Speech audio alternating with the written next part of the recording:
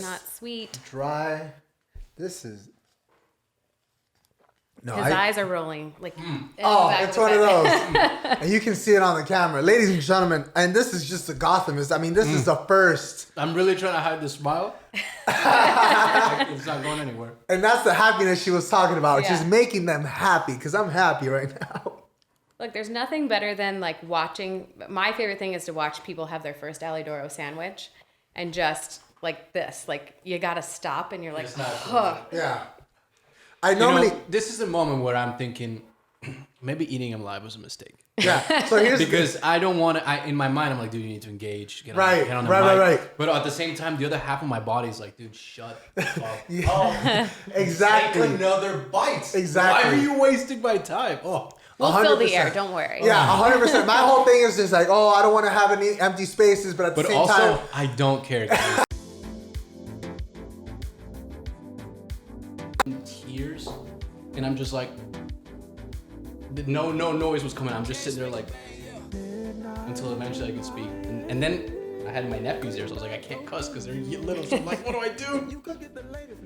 I was aggressive. What do you do, ladies and gentlemen? And that is a beautiful entrance, a beautiful beginning to life. You know what I'm saying? To our episode. What do you do? Let's say you cornered a whole market in New York and you got to go to Miami. Boom, that's what you do. You know what I'm talking about? Ladies and gentlemen, how you doing? It's your motherfucking boy, Gamero, the Pharaoh, the poor man's Robert De Niro. You know what I'm talking about? Bald version. I am also very happy, so very ecstatic to be joined here. You know, another beautiful Sunday or Thursday at midnight for everybody listening at midnight in Miami studios. We are also very happy, so very ecstatic to bring another guest in the building today. And before we get to introducing the illustrious guest before us, you know what I'm talking about? Ladies and gentlemen, to my right-hand side, there's a man. He's wearing a t-shirt because he's wearing a muscle t-shirt. You know, that man's been, oh my God. Oh my. It hurts, you know what I'm saying? But the ladies appreciate it. You know what I'm saying? That's what we do. Sacrifices. Sacrifices. You gotta appreciate the flex. Ladies and gentlemen, to my right-hand side, we got my co-host, Emi in the his house. How you doing? How you doing, brother? How's everything? I know you got a DIY project in that. What's happening? Talk to us. Mistakes were made. Miscalculations were had. Oh, yeah. And I was duped. I was deceived. Bro, you know when you got a one-day project, that's a 1 week project? Yeah, that's the thing. Like, I was sold on, we got it, you know. I know what to do. I have a vision. And I'm over here, you know, I'm like, whoa, this guy's got a dream. Let's see it to fruition. And we are 48 hours into this godforsaken project, and my hands hurt. No end in sight? My traps hurt. Oh. And then it started raining. So we're staring at the rain like, dude, I need to cut drywall. What are we doing? It's like a scene out of The Notebook, bro. It's beautiful. You know what I'm saying? Yeah. Plus, I was triggered, dude. There was white powder everywhere. And I was like, what do I do with myself? And that's Miami. You know what I'm talking about? Ladies and gentlemen, you know what I'm talking about? Behind the scenes, behind the cameras, there's a man. You know what I'm talking about? That man's got his work attire on because that man's about to jet up out of here when he's done. You know what I mean? That man's a working man. You know what I'm talking about? What's up? Ladies and gentlemen, behind the scenes, we got cameraman extraordinaire Juan Cruz in the his house. Oh my God, everything good, brother? Everything good? I'm not gonna make you stand up again, you know what I'm saying? I'm just gonna assume that everything's good. There you go. Thumbs up. You'll see the thumbs up. Ladies and gentlemen, how do I even get to introducing the guest before us? You know what I'm talking about? I was on Instagram not too long ago, and if you know me, you know I love food. Bro, and that's a fact. You can put that on my tombstone. And I'm just scrolling through the feed, and I see some sandwiches that, bro, it made me feel like Adonis. It made me feel emotions. It made me feel things. There was a lot of ingredients, and you could tell they were high quality ingredients because you can tell when they're not. And I could tell just off the picture, and I needed to know more. You know what I'm talking about? And one thing led to another, and I cannot be more ecstatic for the episode that we have in store for you today. There's going to be food samples. There's going to be alcohol. There's a bunch of things that we have in store for you today. Emi's excited. You know what I'm talking about? Emi's excited. Hell yes. I am so very honored to be able to introduce, ladies and gentlemen of Alidoro, we have Alex Muñoz in the house. Alex, how are you? I'm doing great. Thank you so much for joining us today. How's your weekend been? It's been good. It's been hot. Oh, we were talking about that because, you know, there's New York heat, Right. But there's Miami heat, Right. You know, and I'm not talking about the team. We're not going to talk about Gang, You know, gang. What? Catch us 2021-22 season. Yeah. Gang. We just got. We didn't play the season. The season didn't happen. Yeah. No, this was a training camp. You know what I'm saying? That was We a were training talking camp. about Yeah. So I mean, talk to us just right off the bat. You know, I mean, because I was in New York, and yeah, it gets hot, but that humidity that you have down here, I mean, it's otherworldly. Talk to me about that. Yeah, I thought I was going to be able to handle it a little better than I have. It gets hot in New York. It gets humid in New York. It's a whole other level of like sweat happening down here, which I have a new appreciation for. Yes, I was on my way here, like begging the Uber driver to, you know, like crank. I was like, please, sir, I cannot show up smelling the way that I smell right now. You trying to get these 5 stars or what? I just ran through my emergency axe can in there because I was like, guys, it is hot. I've taken a shower, but I've already started to sweat again. That's that middle school shower. Yeah. Just a couple axe cans and you ready to go.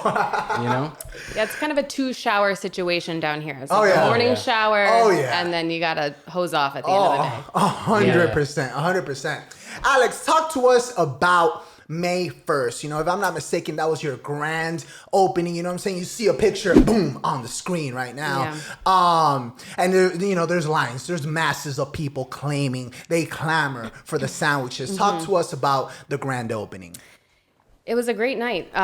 You know, we have been really excited to break into the Miami market, and this was such a wonderful way to do it, to kick it off. And we were met with such a great, you know, appreciation and just sort of like open arms from the people of Miami, which was really wonderful. So it was a magical night. You know, the lights were twinkling, and there's a DJ and a musical artist on stage, great music, great food, and then people just, clamoring for these sandwiches that we, you know, knew were great in New York and that people love and are beloved. And to have Miami embrace us as well has been really exciting. Wow. That's awesome. That's awesome. A good sandwich goes a long way in Miami. Oh, I mean, this is the market for it. Yeah. And I mean, I don't want to drop a little foresight or anything, but a lot of the guest questions are definitely about that. Talk to us. Sandwich. You know, sandwich. You know, you got to respect la sabuesera. Sandwich. Que más carne ni más carne sin el sandwich, man.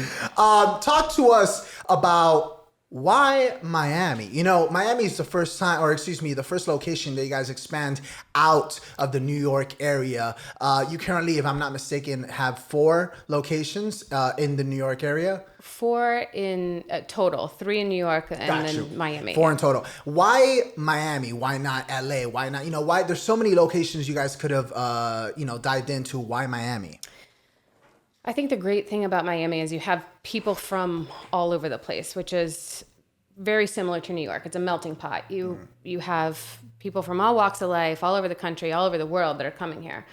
And New York has been such a success for us that when we're looking for the next spot to go, you don't want to go somewhere that's exactly where you are already. You want to find something a little different. But so many people from New York are down here, back and forth, people that left during the pandemic that are down here now permanently. We felt like we would have a great kind of launching pad here to bring our brand down, have enough people that knew us a little bit or know us very well that would help us spread the word.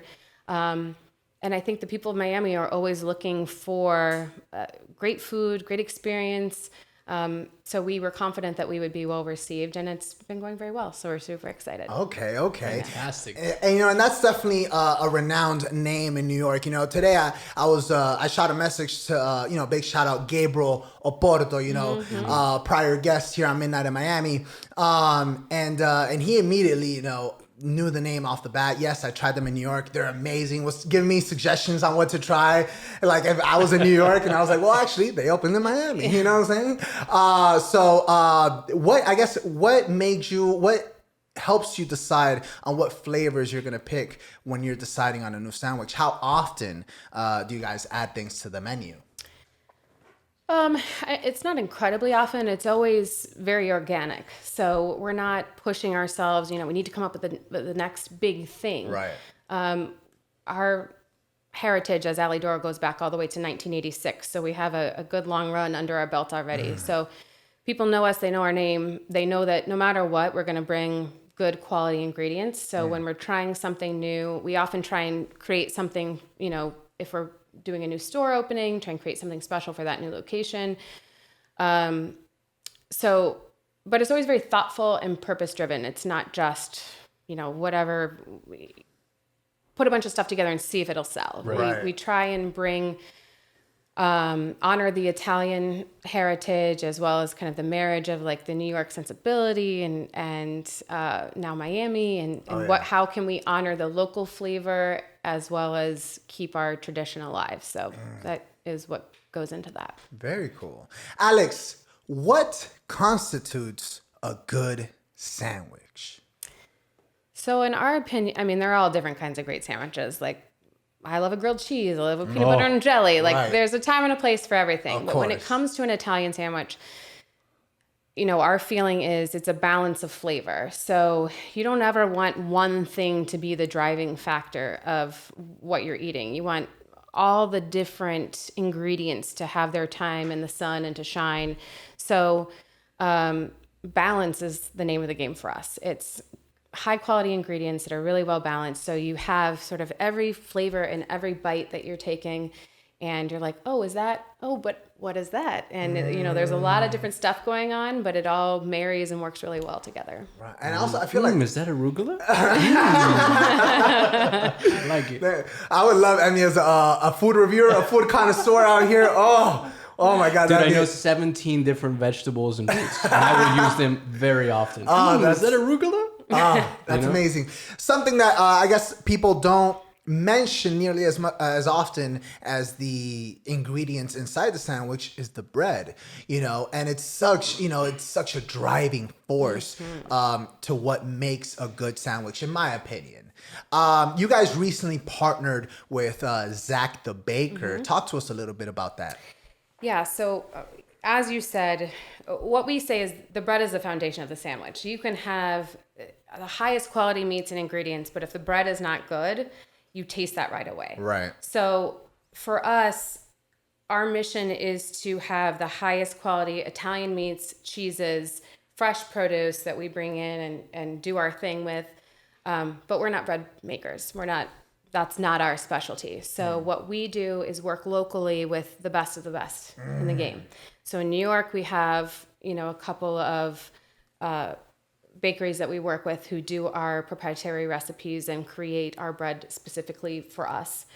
And down here it was who's at the top of the game.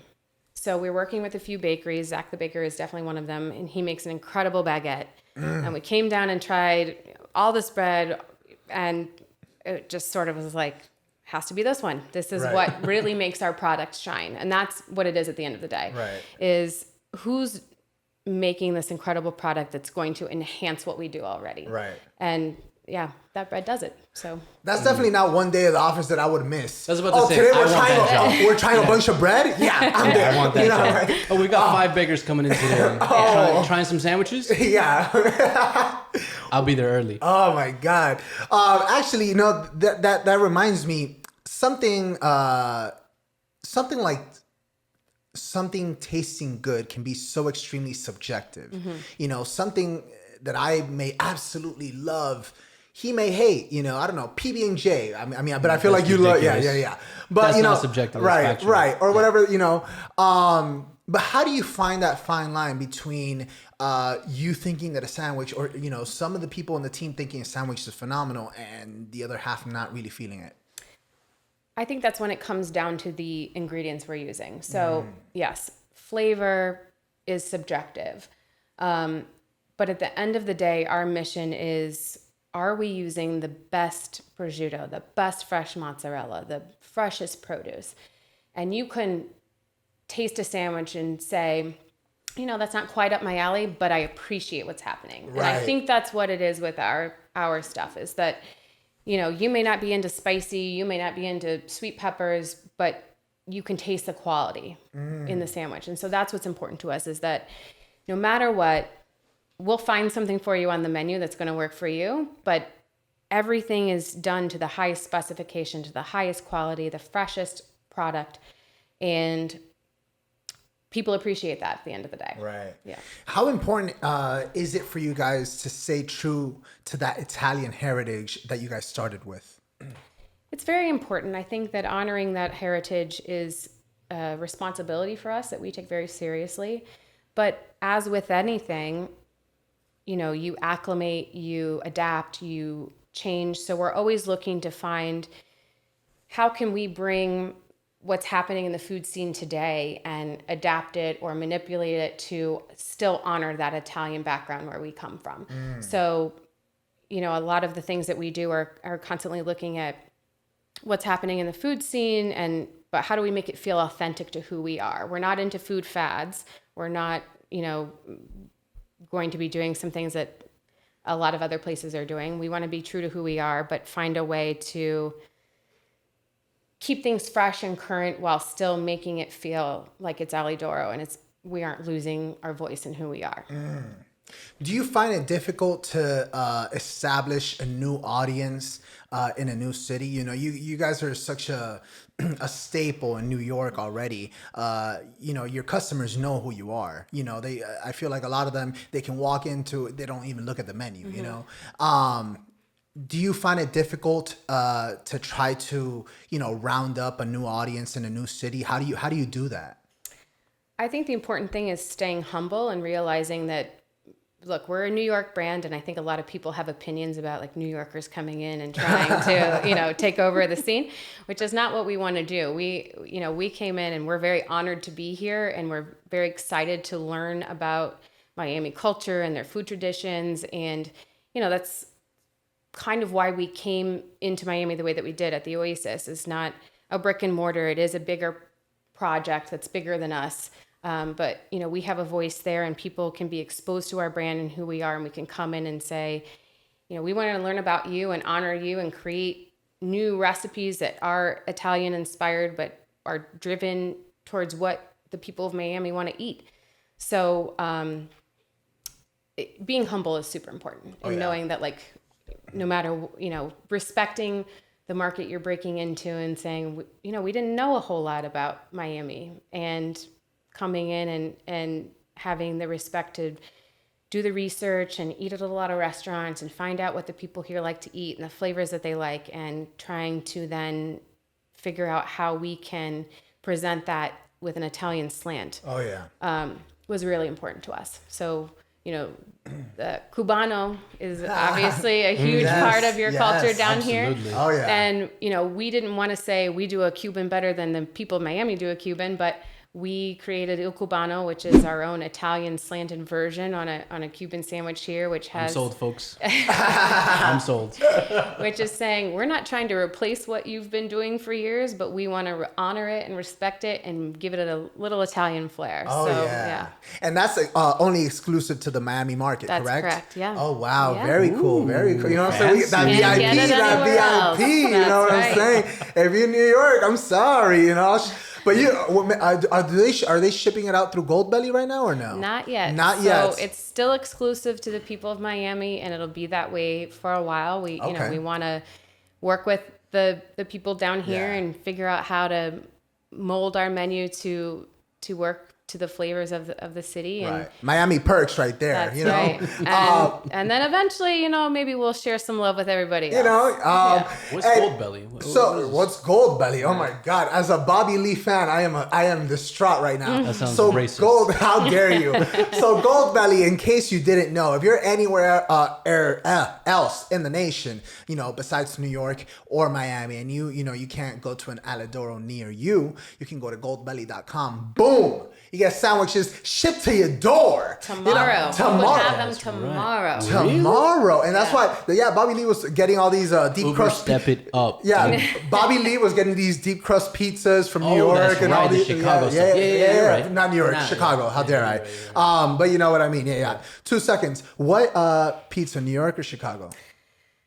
I'm originally from the Midwest, about 3 hours east of Chicago, but I've been in New York for 19 years, so I gotta go New York pizza. Gotta go New York pizza. They're so different. Like the New York pizza, I love it because you could just grab a slice and you can get you go with the dollar slice. The dollar slice. Yeah. The Chicago one, I need a plate. You I need to it's sit a down. whole. It's Yeah. just soupy. It's a whole and endeavor. It's a whole delish. knife and a fork situation. Exactly. Oh yeah. Which is something in my brain that says, "Why are you using utensils?" Yeah. This is pizza. But also, I've never met a New Yorker who was like, yeah, Chicago style.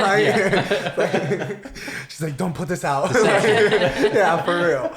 Alex, I do want to briefly touch upon, before, we bring out the stars of the show, I do want to briefly touch upon COVID. And its effects on the restaurant industry. It's hard not to, touch upon the subject. How did it impact you guys? I know before we started shooting, we were talking about how it impacted your opening schedule for the Miami location. But talk to us about not only the impact on the Miami location, but the New York ones as a whole. Yeah. So, look, COVID has impacted all of us. But I think struggling very much is the restaurant industry in the entire country. Right. So it just completely decimated the city of New York. For us, we had been planning this opening down here. We were very lucky that we were only delayed by a few months, and that by the time we were ready to open down here, Miami was ready and welcoming and had their arms open wide for us. And we felt very comfortable about coming here and getting the job done and just getting going. But in New York, it was a different story. It was very scary. Being the original epicenter in the United States was it was a very different experience. I was mentioning before we went on air that I walked to work every day, 5 miles to and from. The subway was too scary. We were just very scared. It was a very different environment. But the thing for us that got us through was, we partnered with some charities up in New York whose mission was taking donations to feed healthcare workers. Very cool. And so we made meals for healthcare workers for 3 or 4 months while no other business was there. We didn't have delivery, we didn't have takeout, but that became kind of our mission. We pivoted and said, well, we have to do what we do. We make sandwiches. We want to feed people. We want to make people feel good. Wow. And if the people of New York are too scared and are afraid to leave home, then we're going to take care of the people who are taking care of us. So we made meals for hospital workers, and we were doing hundreds of meals a day, thousands of meals a week. And that's what kept us in business for the first few months. And then as, things got under control in New York and started to feel a little normal, or at least safer, then our original business came back. Our loyal fans, our regulars, they started to come back to us. But feeding our healthcare workers was both an honor, but it was also the bridge that kind of got us through the first few months of COVID being really terrible. Wow. Yeah. And this was how many months do you think there was that gap between when everyone shut down in the whole country to when people felt comfortable to come out and get food from other places? Yeah. So the world kind of stopped March 15th. Right. Which is actually my birthday. Oh, so wow. It was a very sobering 36 for me. But yeah, New York I've got pictures and videos of Times Square with no one there, which is just heartbreaking. Yeah. So from March until, end of June, July, people were holed up or they left the city completely. And that's what we focused on, was what can we do? How can we keep doing what we do? We love what we do. We believe in our product. And if we can't, have the line out the door that we used to have every day, how can we make people feel better, make people feel safe, make people feel special? That was really what our mission became, was how can we take care of the people that are putting their lives on the line every day? So yeah, it was a few months. And then I think towards the end of the summer last year, people were like, oh, I'm ready to get back to a restaurant. So the dining outdoors, when that finally opened, was a huge thing in New York. The streets of New York have completely changed. They're no longer full of cars. They're full of tables and chairs and umbrellas in the street. Wow. The little pavilions. We've seen tons of those pictures. Yeah. And so there was no indoor dining until the fall.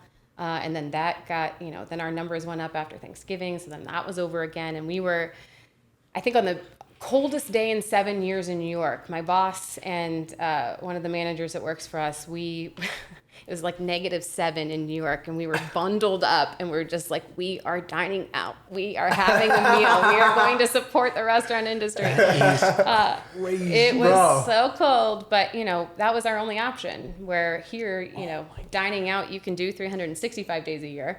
Right.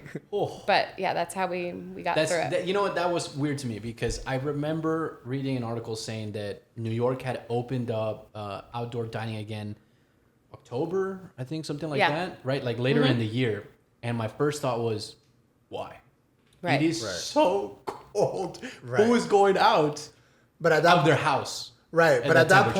point, you got to make it happen. Because it was an effort to save the restaurant industry. So it had been so many months of restaurants just really suffering and bleeding money or closing altogether. I mean, the whole restaurant scene in New York has completely changed. And rent is crazy over there too. Right. Oh, yeah. And you see all these spaces with for lease signs in the window and all these restaurants that have been there for years and years and years that have gone under because they couldn't keep up with the rents. Where, it's like if the landlord gave them a break, those places could possibly still be here. Right. So I think it was a way for the state of New York to try and throw us a bone a little bit. And everyone took it. Everyone was going out. And that's crazy to me. Well, and I think that shows you how badly people needed it. We were willing to sit in our coats in -7-degree weather and with a heat lamp on us and go, no, this is fine. This is cool. I love this Cosmo. The food's not cold. Don't worry about it. It's not cold. Do you have any hot cocktails on the menu? Ooh, hot dotties. That's sake. Hot dotties. Because, for me, I can't do cold. Right. I could do like this, shorts and a shirt until 45 degrees, and I won't feel a difference. I'll be like, oh yeah, it's delicious. It's just a little breezy, whatever. Delicious. The second we touch 44, no. I need 2 pairs of jeans. I need 15 pairs of socks. I need 3 shirts, 2 hoodies, jackets, gloves, and I need medication to fight against frostbite. I can't. My body's shutting down. Oh my gosh, I can't do it. Like an episode out of Fear Factor, dude. bro. Yeah, but I'm tapping, and they're not letting me. They're not letting me. Rogan's looking away. He's like, I can't hear you, dude. What? I remember I went to New York for New Year's. I might have been 8, and I remember the chaos that was packed full of people everywhere. Right, I do remember that because in Miami, it's not that much of a walking city, right, as New York is. So that to me was shocking. I remember that very vividly. The Chinese food, which was amazing. Oh, amazing. And I remember the cold. You don't forget the cold. Horrible. Why are we doing this? You don't forget the cold. Oh my gosh. And you know what though? Thank God it didn't snow while we were there. We were there for 4 days, and I remember thinking, because they were like, "Oh, it's not cold. It's not snowing." What? It gets worse, guys. Why are we here? Oh man. But that also shows. That's what I noticed was it shows you how important just doing something was to everyone, right? Because we had the leisure of the Uber Eats delivery thing never died here, right? So if I wanted to hang out with some family or a couple friends, we're like, hey, let's get some food delivered, right? Because maybe we couldn't go to a restaurant, whatever the case was. Actually, I think we took the idea from New York, the dining outside, because I remember reading an article about that, and then a week or two seeing all of Cayocho, they were closed a couple lanes and just put pavilions and stuff, and that I mean, there's times for that, right? Because in July, it is hot to be eating outside. It's brutal. And we don't have, they don't give us the cover. They're like, bro, use the menu or something. No, brutal. But I remember thinking that we need to go do something. Like I've been in my house for 23 days. I love my dog, but we need to go do something. We need to go 100%. Eat. And because, usually have the movies or we go have dinner or lunch or whatever. And I remember being like, shit, we can't go to a bar. Right. We can't go grab a pizza. We can't go grab a... So when it came out, it was like, man, it's hot. But I guess we got to put up with this. We're going to have some sweat stains, but let's go. Yeah. Got to do it. And that's when it hit me. I was like, man, it's cold, but because you guys were locked up. We were rebellious here. We're like, don't go outside. Come catch me. It's really what it was here. Right. But over there, like locked up for real, I would need to go out. And I'm super bundled. Of course, super bundled, right? I'd have EMS on me for frostbite, and fingers would be falling off, but I'd be out there like, give me another hot dottie, please. Yeah. Oh, hot dotties are delicious. Oh, and that's beautiful. Ladies and gentlemen, every single week, you know what I'm talking about? We have three segments, you know what I'm talking about? And the first one is actually called Mail Time. You know what I'm saying? Shout out Blues Clues. You know what I'm talking about? Every single week, either Saturday or Sunday, before we have our guests come through to the studio, you'll see a post on our story regarding you being able to ask our guest your questions, you know what I'm talking about? And we will read them on the air. And that's beautiful. Just keep it PG, people. Keep it PG. Man, a hot dog and a hot dottie, and a sandwich. That's good. That's good for negative. First of all, -7 degrees is just crazy. I just tried to picture what that is. It doesn't register for me. Question number 1. You know what I'm saying? These are anonymous. Just keep it PG, you little perverts. What's your creative process when making new sandwiches? Look, I think it's the same creative process everybody comes up with is what haven't I tried? What might be good together? What might be terrible together, but may work at the end of the day. Okay. So it's just sort of playing around. I think the great thing about restaurants is new dishes are very organically born in that the staff gets bored with eating the same thing. And so you're just sort of like, I like this thing and I like that thing, but I have had this one menu item, 100 times. Right. So just gonna kind of put it all together and see if it's terrible. And if it's not, we'll go from there. So that's really part of the creative process is what do I want to eat today? Right. I'm really tired of everything that's on the menu. What do we have in house and what can I put together and see if it tastes good? So honestly, that's how a lot of our new creations come out. And we put it on our team all the time is like, guys, we don't want to be the ones creating the sandwiches. You do it. You help us. Right. What do you want to eat? Do you want to bring a new product in? You want to bring a new ingredient in?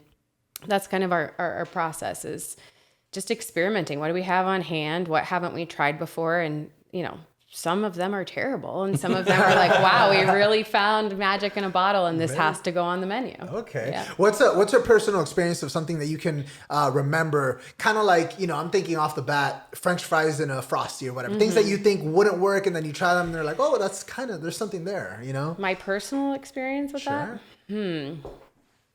Let's see. Frosties in the French fries is a great example. Right. I think anytime you get that sweet and salty combo that you're like, no, dessert and French fries are a separate thing. I thought salted caramel wouldn't work, and then it works. It works. I'm a big fan of peanut butter, so I kind of think it kind of goes with everything. So when the peanut butter on a burger happened. It did happen. I was Where was I for this? What? Yeah, dude, it's in a lot of menus actually. Yeah, I was like, this shouldn't be good, but I also know it's going to be good. So I'm gonna go ahead and order it. Question number 2 from Mail Time. Miami has a strong sandwich culture. What will be done to seamlessly be a part of it? Like I said before, is we're not coming in and trying to replace the existing culture. We just want to be an addition, a complement to what's already happening, and to honor what's already going on here. So our sandwich game in New York is very strong. People love us, but we're not, like so high and mighty that we think we're going to come down here and rule the roost. We want to do the work, and we want to be available to people in Miami and say, give us a try. And we want to honor your heritage and introduce you to something that you may not have down here. The Italian sandwich game is not that strong down here. It's not. So that's why, we feel really confident that we can be a part of the sandwich story here and say, we're not trying to kick anybody out or, take over, but we think that we can be an addition to the market that is exciting. Very cool, very cool. And the last question from our mail time segment. How does operating in a new city affect the ingredients you can source? This is a really good question. So again, living in New York for so long where you have so much at your fingertips, it's a import hub for the United States. I kind of assumed Miami's a huge city. There are tons of people there. There's going to be no problem for me to find the ingredients that we work with in New York. You got 2 ports. You got, what I'm saying? And then, I got down here and was sort of finalizing things, finalizing the menu, figuring out who we were ordering what from. And very quickly I realized, the market down here is very different. It's of course, very obvious, but it didn't occur to me, the most southern port in the United States. So a lot of people that ship to New York don't ship down here because it costs so much to get it here. Mm-hmm. So, we kind of had to go back to the drawing board and say, well, how do we get those flavors or that essence of what we're doing in New York down here with different ingredients? So we did a lot of experimenting and working with new, similar, but different ingredients to get to the same place at the end of the day as far as the flavor profile of our product goes. But that was exciting. It was really working with a lot of local produce and local vendors and going, well, here's what we do in New York and how do we do that in Miami? And what do you have, how can we kind of get to the same end at the end of the day? And it was, very stressful at the beginning, but ultimately turned out to be a fun process. And it was really cool of going to the vendors and saying, here's what we do. I haven't been able to find it down here, and what do you have, and letting the vendors showcase their products and what they do, and working with new ingredients that we haven't worked with before. So it was really cool at the end of the day. So wow, very cool, very cool. So there's a considerable amount of things that you guys locally source then. Yeah. So we, again, authenticity is sort of what we built our brand on. So our meats almost exclusively we import from Italy. Oh, wow. Our cheeses are made by Italians that are local and working up in Brooklyn, New York. Our produce is locally sourced. Our bread is locally sourced. So it's a kind of a nice marriage of the highest quality ingredients we can get from, cured Italian meats. The best ones are going to come from Italy. Right, so that's where we bring those from. But we're not importing tomatoes from Italy. We want to use the freshest local produce and that sort of thing. So it's a nice marriage of all those different things, of knowing who is the best at what they do and working with those local people, like we said about the bread earlier. Same goes for the farmers that we work with our produce and vegetables.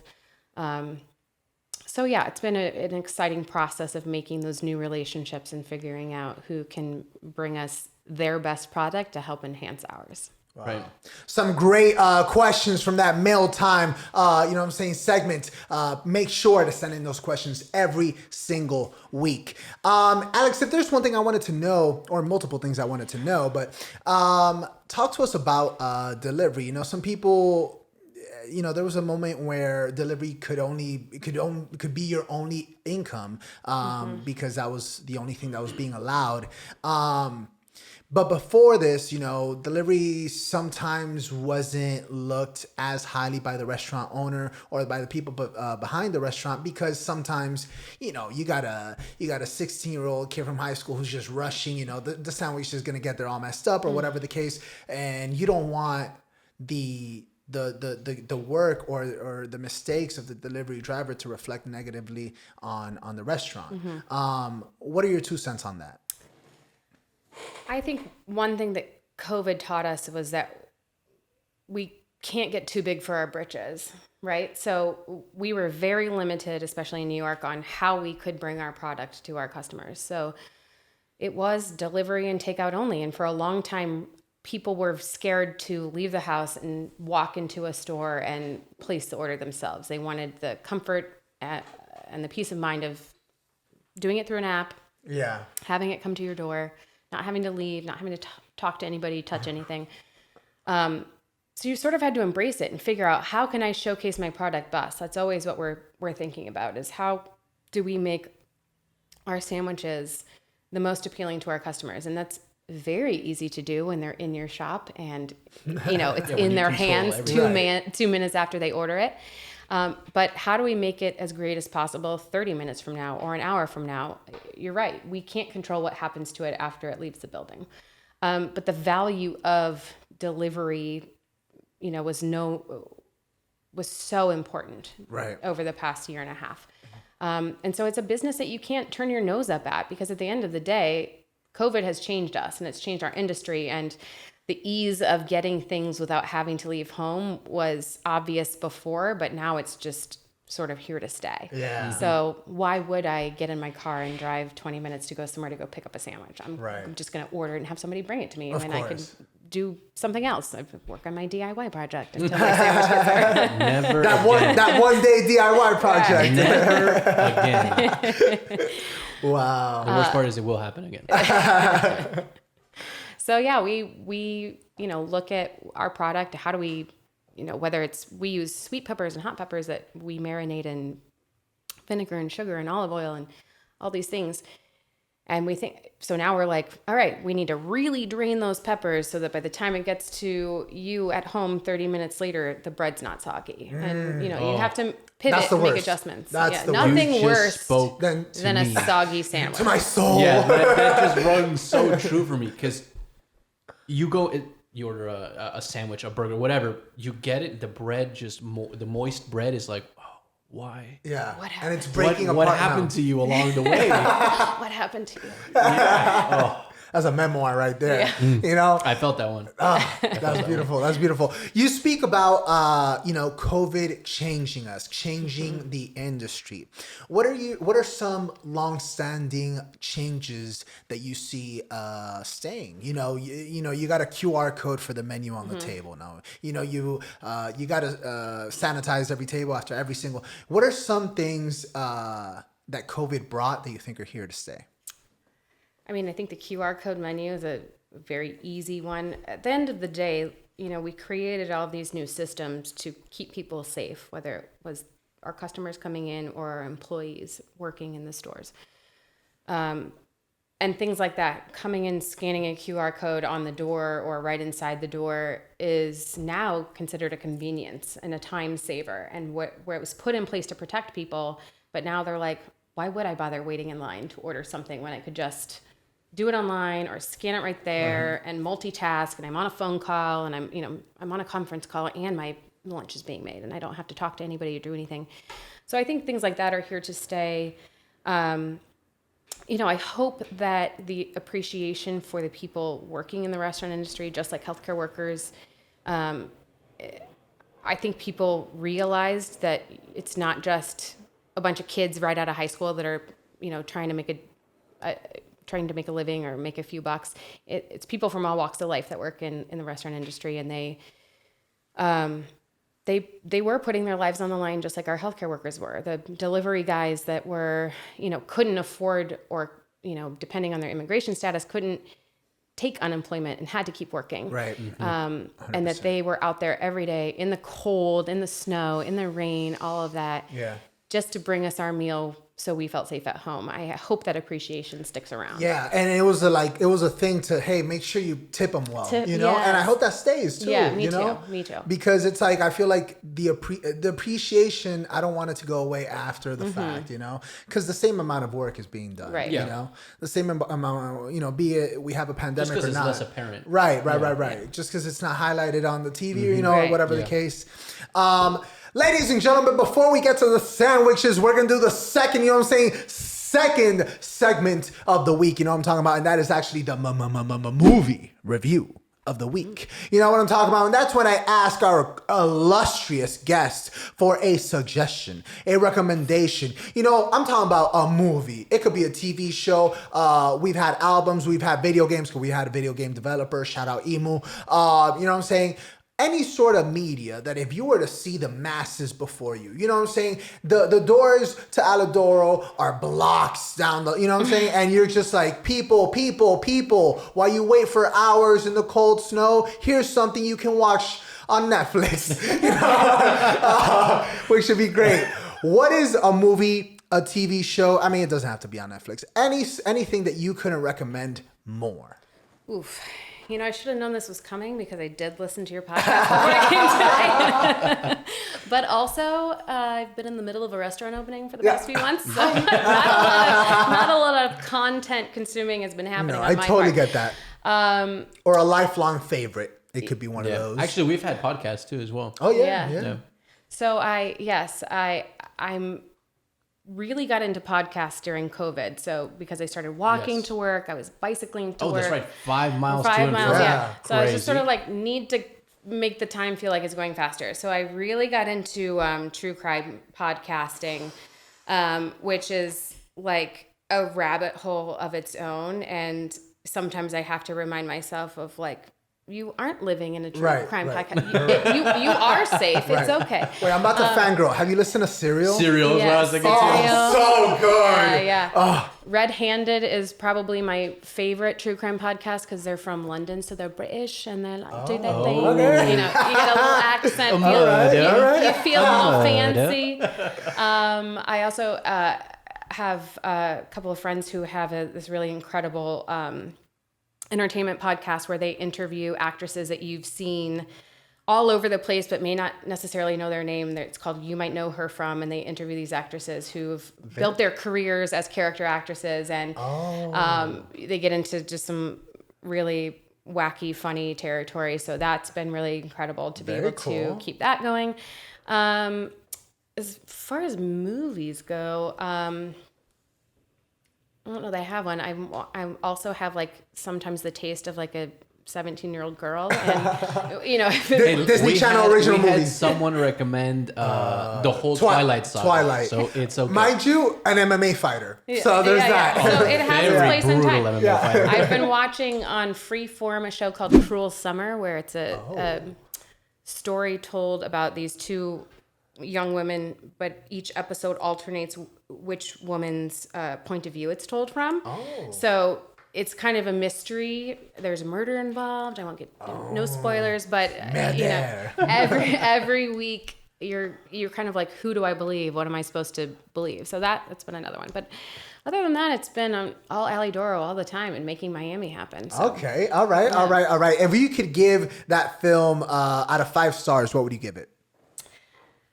I'd say a strong 4. A solid 4. Yeah, it's a good, like a good indulgent show to watch. It's not going to make your brain grow or anything like that, but it is fun. You know, it's a good, like, you got the popcorn going and you're going to be glued to it through the end of the episode and ready for the next one. But it's not, you know, like a super stimulating. Okay, gotcha. It's not widening your intellect, but it's a guilty pleasure show, and I'm here for it. Hey, listen, I'm pretty sure Juan's is The Office, so we get what you're talking Dare about. you?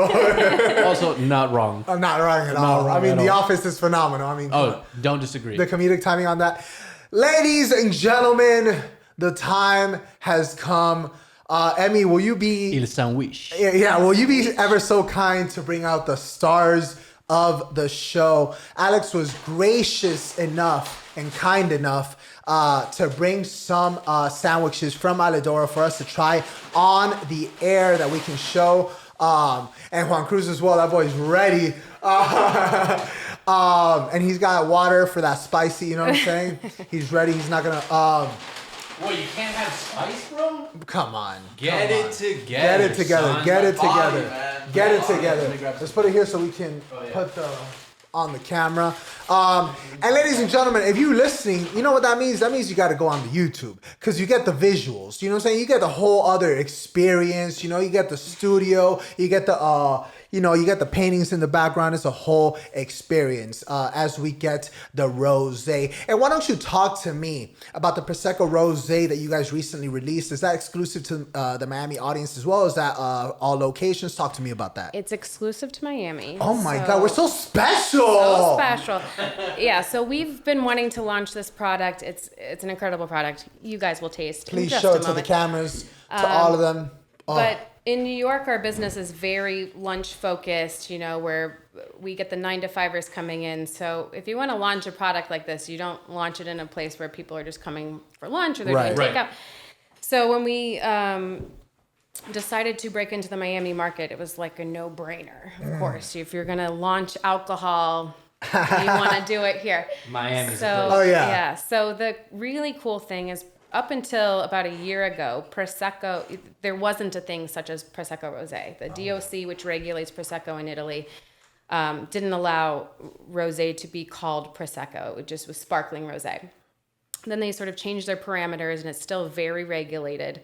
But they allowed rosé to be included in the Prosecco category. So this is going to be one of the very first Prosecco rosés you're ever going to see. You know, it's happening in Italy, but we were, you know, when we tasted this product, we were like, oh, duh. Like, you know, I'm excited. This is it. So do you guys do brunch as well?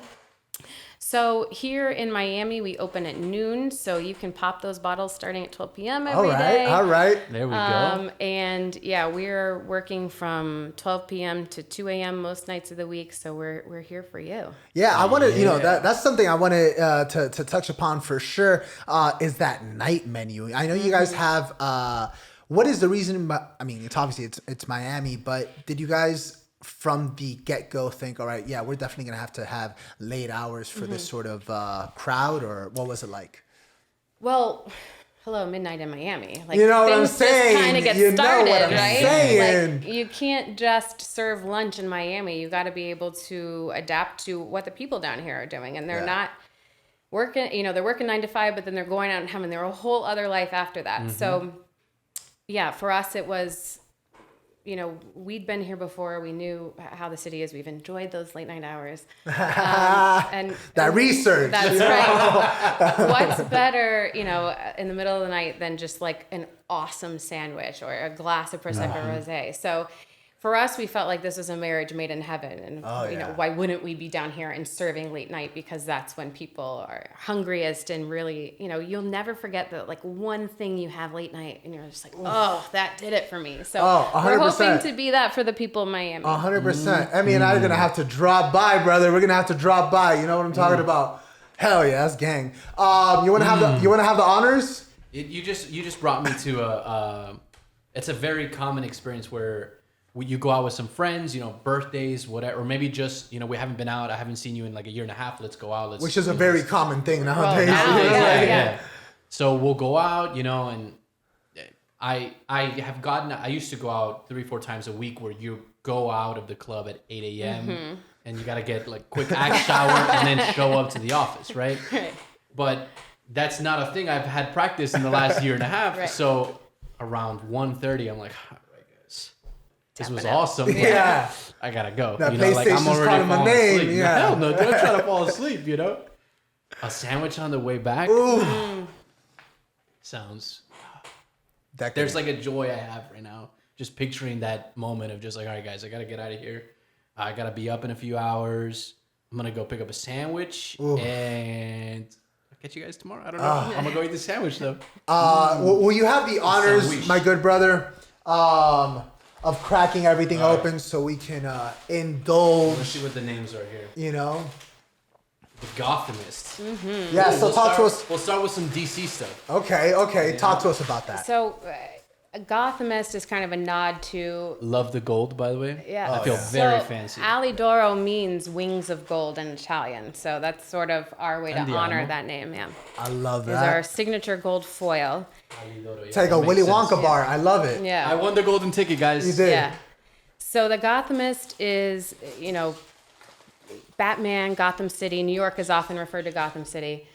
I know. This is Can you show it to the cameras? Because I'm about to have a moment. Oh, look at that. Mozzarella. My mom is Mozzarella. please tell us what's going on here. so you've got our homemade basil pesto, sun-dried tomato paste, prosciutto, and burrata, which is just like the creamiest, I'm sorry, cheese you burrata. can have. Come on, dude. Dude, listen. I've learned all my stuff. I have Italian heritage, but I learned all my stuff from The Godfather. So This sandwich has been a big seller for us down here, so the It people in smells Miami are divine. very into it. Okay. That looks remarkable. Oh, that looks amazing. And I know he's about to, yeah. It's like, he's yeah, been just giving take me a- eyes for like 30 minutes. Yeah. Bro, yeah.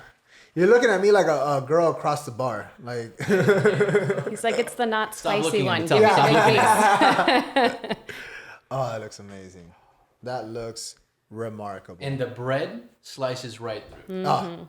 Right through. I do want to ask why. We asked why Miami, but kind of more specifically, why Wynwood out of all locations? There's Miami's such a big city. There's so many.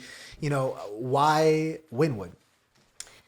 It's a cultural hub in the city. Oh, yeah. I think the art background and kind of just the feeling of the neighborhood really felt familiar to us, and it felt a little like home.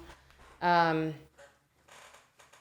think there's just an appreciation for people taking seriously what they do, whether it's from the art background or the food background. Wynwood sort of has this feeling of people taking pride in what they're doing. Right. And so for us, it just seemed like a natural fit to come down and be a part of a bigger project that really is about celebrating Miami, celebrating that artistic background, and showcasing food brands that are, thank you, Of course. that believe in what they do and are high quality and product forward. So for us, that seemed like a natural fit, and we're excited to learn more about the neighborhood and more about the city, and we hope that this is just the first of many locations we have down here. But it was a great project for us to be involved in. The Oasis is doing something really special with their live entertainment, their music, their art festivals, and it gives us the time to learn the city for ourselves and not be attached to a brick and mortar or a 20-year lease and think that we know what we're doing down here. Right. Where we want to honor Miami and honor the people's taste and the city. And so we plan to take the time to have our home base in Wynwood and then explore and learn where else in Miami we think we're going to be a great fit, and then strategically open places from here. Smart. Yeah, Wynwood's definitely the move. Oh, Wynwood For is definitely quality food, for quality definitely food. the move. Because you got such a nightlife there. You got I feel like I'm more likely to go to Wynwood than South Beach. I don't know. That's just me. I don't know about you. I went to South Beach, 3 weeks ago maybe a month ago. Okay. Don't know when I'm going back, honestly. Listen. And again, I think it has to do with I've lost the practice of dealing with 7,000 people on top of me at all times, breathing my oxygen. That Wynwood, I don't have to deal with that stuff. Right. People, I don't know, more respectful. I think they're more like. But also, I feel like I don't know. South Beach is definitely the more touristy crowd, and I feel like you definitely were gunning for the locals, or was that a planned effort? Talk to me about that a little bit. Yeah, it definitely was strategic in that, we're not here to try and capture tourists. We want to capture the heart of Miamians and hopefully be a new staple for the people in Miami and a go-to for them for sandwiches and Italian products. So, yeah. Ooh. Okay, all right. Best sound in the Show world. it on. You know what I'm saying, to the cameras. That's This what you beautiful. order? I worked in the restaurant industry. There you go. Practice. All right. And I feel terrible that they're plastic cups. Yeah, I apologize. for sure. My man that takes his alcohol very seriously. He does. The sandwich was so good. Talk to us about the good. sandwich. I It haven't was even so taken a good. bite. Please The cheese describe it. The cheese alone was just made it. Yeah, I Oh think my that's God. what definitely sells it, and the visual of all that creamy cheese is really exciting. That's Oh, man. phenomenal. I feel like I just lost my virginity right now. This is amazing. Like this is remarkable. No, but seriously, the marriage of flavors that you guys have in there, it definitely feels like what you were telling me about not one ingredient overpowering everything. Yeah. Where I'm not going to name any spots, but there are some places that definitely do that. Right. It's either you got too much pork in there, you got too much cheese in there, you got, or this or that. Yeah. I feel like you guys nailed it on the head with the amount of ingredients. And they just blend naturally. They blend so naturally. My favorite thing is like when I show my team or turn my team, like when you It look looks at the beautiful. sandwich, It does. everything should look equal, right? That's like what I- you that's what I see was the looking same at. amount. That could be a of- flag. Is that the Italian flag? Yeah. That's what I was thinking. When I was handing it out, I grabbed my piece and I was like, this looks impeccable. Yeah. It is. It's there's a beauty to it. There's a... And that's why the pictures were not altered. Thank you. These were very photogenic sandwiches. Absolutely. The pictures were not altered. Ladies and gentlemen, cheers. Cheers. To Or a as the Godfather wonderful... would say, Centana. There you go. All right. We're going full Italian. There you go. To Alidoro. Alidoro. Oh, wow. That's so That's refreshing. smooth. Wow. After a hard day's work, some Oh. Prosecco Rosé. Oh, my God. You guys nailed it on the head with that. Wow. Yeah. Oh, my Nice God. and crisp and dry, not Crisp. not sweet. Dry. This is... No, His eyes are rolling. Like Oh, it's one of those. And you can see it on the camera. Ladies and gentlemen, and this is just the Gothamist. I mean, this is the first. I'm really trying to hide the smile. It's not going anywhere. And that's the happiness she was talking about. Yeah. Just making them happy. Because I'm happy right now. Look, there's nothing better than like watching. My favorite thing is to watch people have their first Alidoro sandwich, and just like this, like you gotta stop, and you're like, It's not huh. Yeah. I You normally... know, this is a moment where I'm thinking, maybe eating him live was a mistake. Yeah. So here's... Because I don't want to. In my mind, I'm like, dude, you need to engage. Get on, Right, get on the right, mic. right, right. But at the same time, the other half of my body is like, dude, shut the fuck Yeah. up. Exactly. Take another bite. Exactly. Why are you wasting my time? Oh, We'll fill the 100%. air. Don't worry. Yeah, 100%. My whole thing is just like, oh, I don't want to have any empty spaces, but at the but same also, time, I don't care. Guys. I need to eat. Right? Like, this is phenomenal. This is new media right here, guys. So, Oh my God. Centana. I cannot. What was the reasoning behind choosing a different bread for this particular sandwich? This is my favorite bread for this sandwich. Some of the other ones you're going to taste have some like crunchier vegetables and things to them, but this one is just like smooth, silky, all Italy. I think nothing fits this sandwich better than a rosemary focaccia, which, you know, is I couldn't agree with you more. pillowy and soft and airy. And I mean, for me, it's a texture thing. I'm really big on texture. So we don't assign a specific bread to specific sandwiches. We let the guest choose their choice and, Okay. you know, what matches your taste best. So for me, it was just, this is what I like it on. This one's gonna win every time. Oh, Just by trying 100%. it. 100%. It's moist, but it's not like too much. Yeah. It's got the fluff, but it's not like a huge piece of bread. And the herb, is it rosemary? Is like a thyme or something in there? Delish. my Look God. at how you see. That's how I feel. Like- The confusion. I don't know what I'm supposed to say, but Girls, I'm give me your 2 smiling, cents. I'm- And this is just the first one. There's 2 more to go. Like, Yeah. No, there's not. I I'm wish sorry, I could we have lost the it. other two, but it was so organized and never fell apart. Yeah. And every Right. bite was like filling, like your mouth filling. right. Feels And we were just fantastic. talking about that. You know, you get a burger, you get a sandwich. You got half the. Now it's a salad. You know, it's on Right. the plate. You don't know what's going on. Not what's happening. Never here happens. at all. Never Oh happens. my God.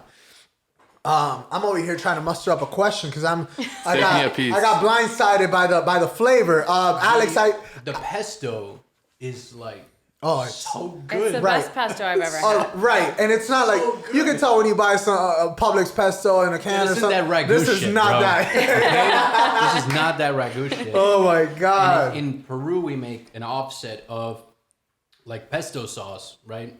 And it's usually a little creamier, a little milkier. And we put a lot of how do you say albahaca in English?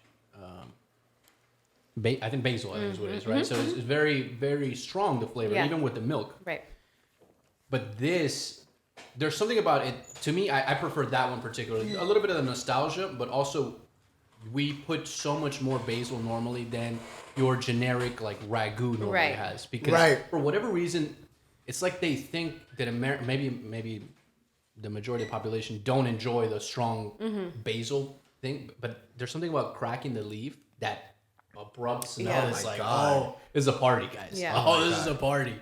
But this is next just level. right. Next level. Oh my gosh. Next level. You can I tell. could just have a bowl of this shit with the bread. Like, Yeah. The thing is that Oh.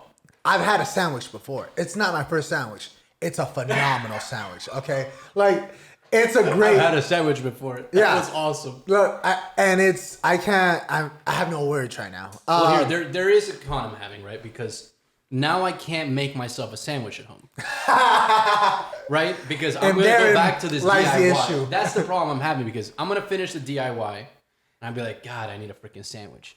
But I can't just pull out some Havarti and, Costco Call it a day, ham and then be like, oh yeah, where's the white bread? Because then I'll be like, bro, you remember that shit from earlier? Oh my God. You remember that pesto from earlier? When that And then Alidoro memory looking hits. through my cabinets and I'll be like, a fucking rag. Bro, when that Alidoro memory hits, you're just like, I can't have anything else. You know what I'm talking about? You want to get cracking the other ones? Alex, I do want to ask. I don't know what to do with myself right now. I do want to ask. You mentioned your team a lot. Talk to us about your team, your Miami team, and kind of what you were looking for when you were building from scratch. I'm sure that you have people that have been part of the Alidoro team in New York for years, and you kind of already have that rapport. You have that relationship. You're starting from scratch over here. Talk to us about that. Yeah, so our team is everything. So we are not who we are. We can't do what we do without them. And so we always want to make sure they feel really valued. So when we were coming down here, opening a new market, opening a brand new restaurant in a city that's never heard of you before, or, maybe some people have, not everybody, it's a risk, right? If you're working in the restaurant industries, especially having just come out of COVID and all that, you're not very likely to put your job on the line and go, you know what, I'm going to give this one up and go work for this new place I've never heard of. So recruiting team is really complicated and can be very challenging and tricky. So we tried to pay well and have, exciting benefits, but mostly at the end of the day, it comes down to passion and pride and finding people who just love what they do. And no matter where they work and what food they're making, they take a pride in what the plate looks like at the end of the day, and making people feel good and having that like eyes rolling back in the back of their head experience. So it happened like 5 different times with 5 different bites. Yeah. So I'm very happy you guys took the reins, because every time I take a bite, it's just like I feel like I got super liked on Tinder every time. It's crazy. Like, it's amazing. So exciting. I know. Yeah. I think we need to take the time here to say Alidoro team in the kitchen. Oh, you guys Nailed it. killing it. You outdone yourself. Oh, you really have. You outdone yourself. For sure. And I mean, you can just see the structure of the sandwich, the beauty of the sandwich. Just like we were saying, it kind of looks like a flag. Arugula? Is that what's going on? Do I see arugula? I didn't see it. That is the Alidoro. Yes, that's the Alidoro. Talk to us That's about why it says Alidoro. the Alidoro That's sandwich. our namesake. So it has a lot of different flavors, but again, it's all about that marriage. So it's prosciutto, which, again, is synonymous with Italy. The hot spread, so this is our spicy one. Okay. You all right, Emi? You all right? You got your water? Or you got your Prosecco, your Rosé? Dude, I could do spice. It's got our homemade mushroom paste, hot peppers, sweet roasted peppers, and then some arugula and fresh fennel for crunch. That arugula there. That's right. Oh my God. So this one is sort of like a journey. All the flavors definitely marry, but you're like, ooh, that's sweet. Ooh, it's a little spicy. Ooh, it's got that mushroom. Right. It kind of keeps going, which Like is a movie It marathon. smells delish. Which is weird to say about a sandwich, because sandwiches are usually odorless. Yeah. It's not. I don't remember it being like, oh, that sandwich was Right. smelled delicious. right. Also, Smells delicious. sorry to go off on a tangent. How do we not have a way to broadcast smells by now. Like, what are we doing? Like, I Right. feel like you should be able to smell this at home. Smell-o-vision. Thank you. Yeah. Yes. Where's that from? That's what mushrooms are for, dude. No, I'm pretty sure. I'm pretty sure. Was that Nickelodeon? Was it the Rugrats? Was it the Rugrats? It might have been. Okay, Yeah. you know, what I'm saying? That's a It's throwback like right there. embedded really in our watched it. brains. It is. Yeah. It is. It is. So Never this is really your watched it. signature sandwich. Yeah, it's our namesake sandwich for sure. Okay. Yeah. Okay. And Quick- the bread. Oh, and that's that Zach the Baker. Yep. Okay, that's that. Shout out Zach. Shout Good, out bro. Zach the Baker. He's coming on the show. He just doesn't know it yet. Yes, please. Okay. Thank you so much.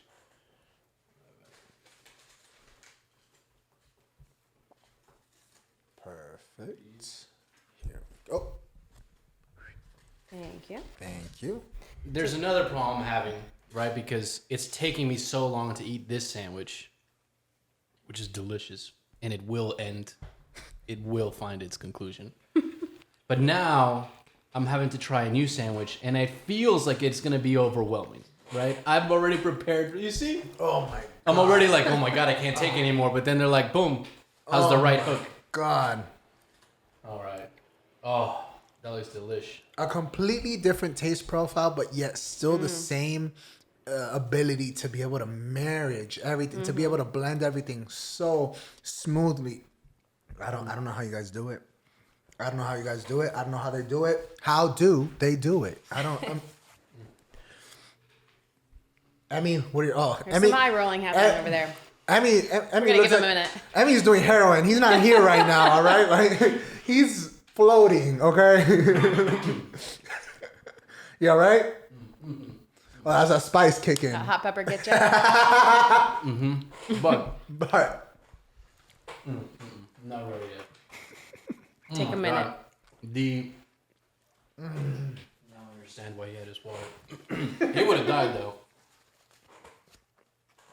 The pepper is just there for the flavor, right? That's something that in Miami we put spice because like it's a mediocre taste, so fuck it. The spice will Right. just make it better because you can't taste anything. Cover it up, yeah. right.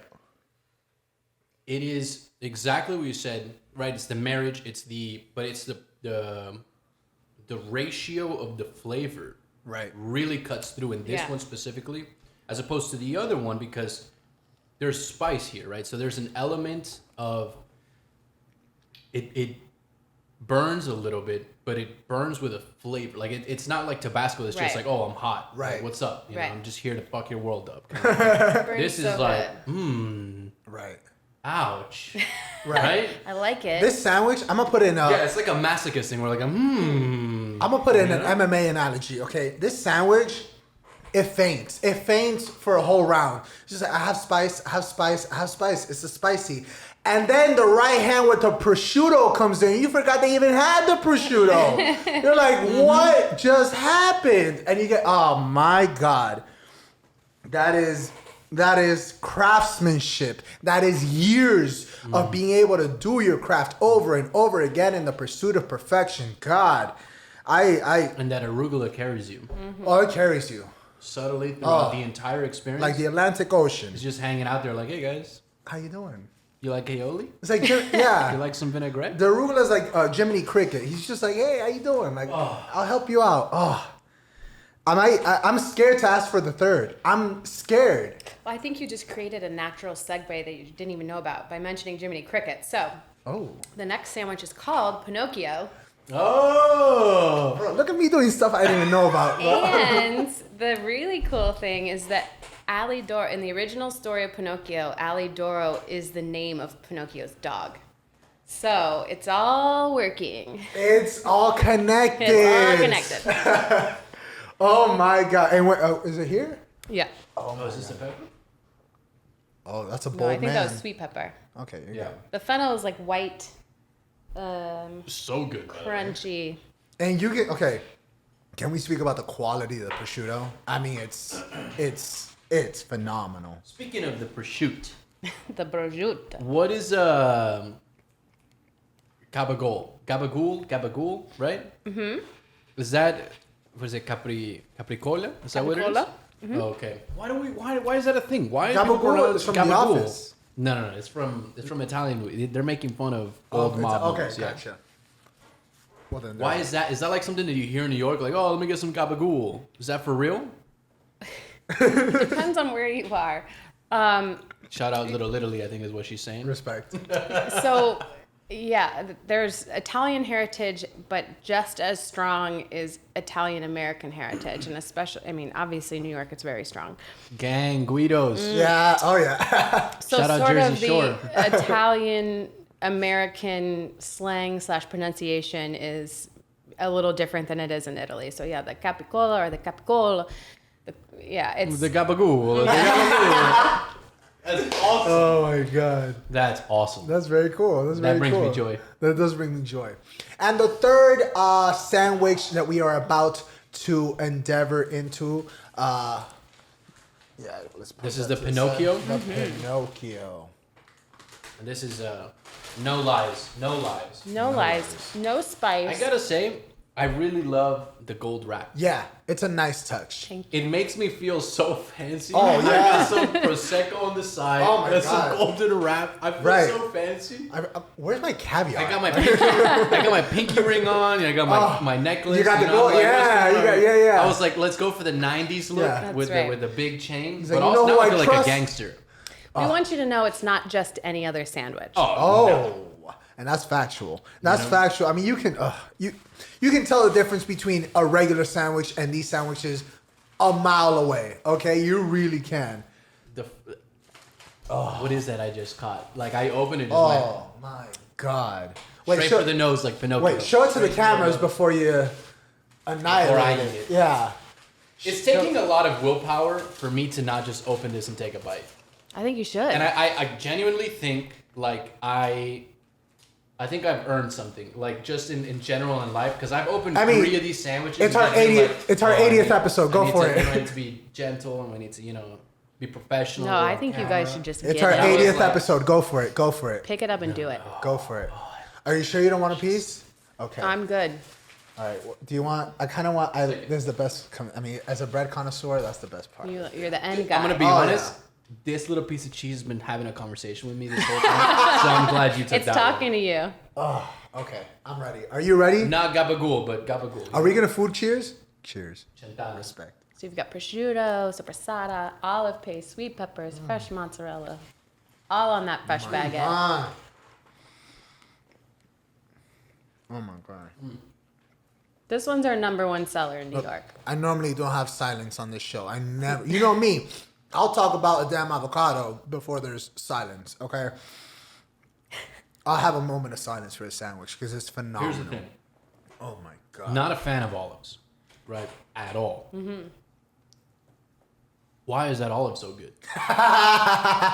Why? Right? Because it's not like the olive is such an overpowered flavor. Mm-hmm. I don't know what you guys did with this olive. Somebody made a pact with someone to just work this olive flavor into submission because it bleeds perfectly. There's tomatoes in here. You've got sweet peppers, so sweet yellow that's and what red it is. peppers, yeah. Okay. Which helps, I think that sweetness balances Yeah, that yeah. kind of salty, They mesh with briny each other olive well. flavor, yeah. And the cheese. Okay. The cheese? I mean, what's going on, dude? I woke up this morning pissed because I had to go put more drywall and brick mold. That and- one day job. You know what I'm saying? And my hands hurt and I gotta drill into concrete block. And then I was like, fuck, it's Sunday. I'm gonna be late. And then I was like, no, we gotta figure it out. And then I looked at my watch and I'm carrying drywall and I'm like, fuck, I'm late. I gotta go shower quick. I'm covered in white powder. Shout out NA. Yeah. And then I walk in and, I'm still, pissed. I walked in venting. And now I got these sandwiches. And I'm going to go fuck this DIY project up. Oh, respect. Done tonight, bro. Oh my god. Because I woke up tired, right? Because we worked from 9 a.m. to 9 p.m. And then I played video games because I needed to just let my anger out. Oh, yeah. Unfortunately, 2 in the morning. Right? That was a huge mistake on my part, but it is what it is. It is what it is. Woke up at 9, no breakfast. I was like, fuck it. We just let's get it out of the way. Wow.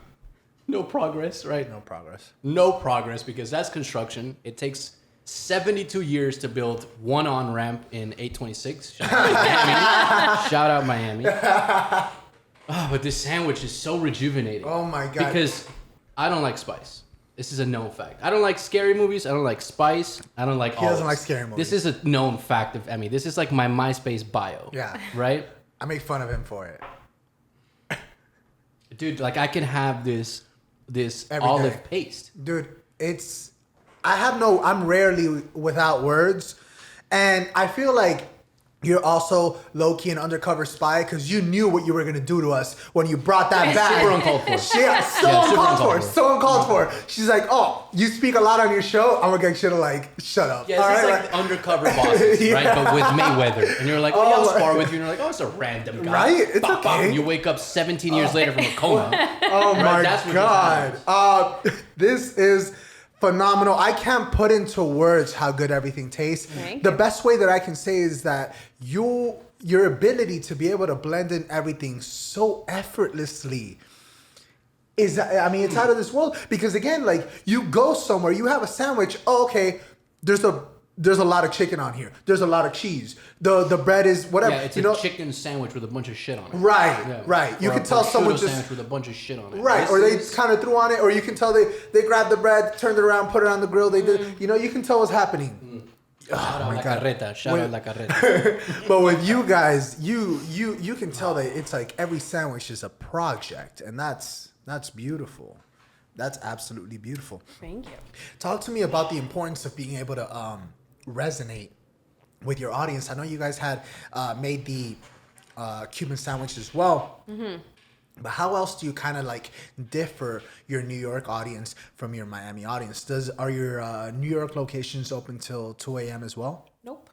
Really? Yeah, so we kind of read the room, right? So in New York, it's all of our locations are kind of in like hustle and bustle areas. So you guys take a break. Yeah. I'll take it from here for a minute. We both at the same time. So we're located in high traffic areas Great question. where people are, you know, they're moving and grooving. They're, you know, lunchtime for us is like line out the door. People are, you know, coming in on their lunch break. They want to get in, they want to get out. And the sandwich does that. Right. And they want to know that they're getting a high quality product. So that's kind of like the name of our game in New York. But down here, you know, we knew it was a totally different beast. And we didn't expect the people of Miami to have the same priorities or, you know, wants and needs as they do in New York. I think the great thing about what we've done is had the humility to say, like, we may, you know, be from New York, but we don't know anything about what's going on in Miami. So let's come down there, bring a great product, listen to what our customers are saying, and go with the flow and adjust. So, you know, we wanted to honor the Miami food culture with our little nod to the Cuban sandwich with our twist on that. Which will be found in my Uber Eats cart this afternoon. Which is a salmon sandwich. That's one of our top sellers down here. And I think what we did was we brought our like 12 best selling sandwiches from New York, and we said, hey, this is kind of how we want to position ourselves to the people of Miami. Wow. We just had 3. So you're telling me there's 9 more? Dude, we have to collect them all. Okay. Right. We're like Pokemon. Yeah, You gotta get them all. Yeah. They're going to be found soon in my sandwich bags. So we actually, our menu up in New York is 24 sandwiches. Oh so my we just felt like that God. might be a little So too once we run overwhelming. through those, we're going to have to go visit New York. Right, exactly. Road So trip. we will debut all of those, you know, in time. I think a exciting thing that we wanted to do was not overwhelm people and show them this huge menu and have people go, I don't even know what half of these words mean. So we chose our top sellers, and we felt like it was a good way to position ourselves in a new market and say, hey, this is what does really well for us up there. And it's been really interesting to see, like, the Pinocchio is our #1 seller in New York. Oh, wow. And it does well down here, but the Cubano, our Italian cheesesteak, are like flying off the shelves down here. So Cheesesteak sounds interesting. Yeah, because there's some Cuban sandwiches. I bite into it. I'm like, oh, I'm biting into pickles. And Yeah, that's all that's right. in there. You know? Delish. I mean, yeah, but also Delish. I kind of wanted a little bit more of a balance like they are Yeah. able to do, Oh. you know? Because that's... What? Yes. That's why will be found in my Uber Eats selection later on. Yeah, so we'll have to do like an on-location shoot. Oh, at some yes. point. I wasn't able to bring you the guys the hot sandwiches today, which so the Cubano. No. the We'll cheese set stick. up. We'll have the Yeah. background. We'll do the whole shebang. What? Oh, definitely. This is almost too much, guys. This is almost too much, and I'm gonna say it's almost too much because I'm still alive. Right? I thought that by this point it'd be like, oh, they unplugged me from the Matrix. You know, wake up in misery and be like, oh, it was just a dream. You know, or wake up covered in drywall because I fell down the ladder. But It's real. Before we start wrapping up, there's a couple, one last segment and a couple more questions that I definitely wanted to ask. What was more, one of the most fearful aspects of diving into the unknown, diving into a new market? Was it the sourcing of your ingredients? Was it something else? What was the most difficult challenge so far? Well, I think you said it. It's the unknown. So, we have been around in New York since 1986. We have this amazing cult following, really loyal fan base and customers who, we just cherish. But when you go somewhere new, it's like, was that just a one-off? Do we have this really incredible product that we believe in, which we think yes, but you're going to do it somewhere new with people that have never heard of you. Part of that unknown is, are they going to feel the same way about us? So it's been really exciting to see the reaction. Like I said, my favorite thing is to watch people have that first bite of their very first Alidoro sandwich. Dude. I know I'm an actor, but I'm not that good an actor. I'll tell you that. I think that the gratifying thing to us, and all we need to hear is like, we sell sandwiches, and the fact that people have their meal, get up, come back over to us and go, that was incredible. They don't have to do that, right? But it's the truth. the fact that we're hearing that is like, okay, we were right. I think we have something really special here. And so, just believing in our product and being willing to splash into a new market and say, like, we want to honor you. We have respect for your food traditions and your culture, but maybe give this a try and see what you think. Okay. And give it a try. Make space for us here. And, I think Italian sandwiches are really underrepresented in Miami. Yeah, 100%. And hopefully we'll be the new name that's synonymous with that. And when you think Italian sandwich in Miami, Alidoro is the top, first thing that comes to mind. So Definitely. Well, 100%. Oh yeah. That's not even 100% work. Yeah. What would you say is the ratio of new customers to returning or even regulars? So down here, it's been really interesting because I think everybody knows there's been a bit of an exodus from the north down here to the south. So there are a ton of New Yorkers down here. So what was really heartwarming was when we opened on May 1st, to have people coming in that go, oh, I've been to Soho a million times, or I know you from 39th Street, or I know you from Rockefeller Center.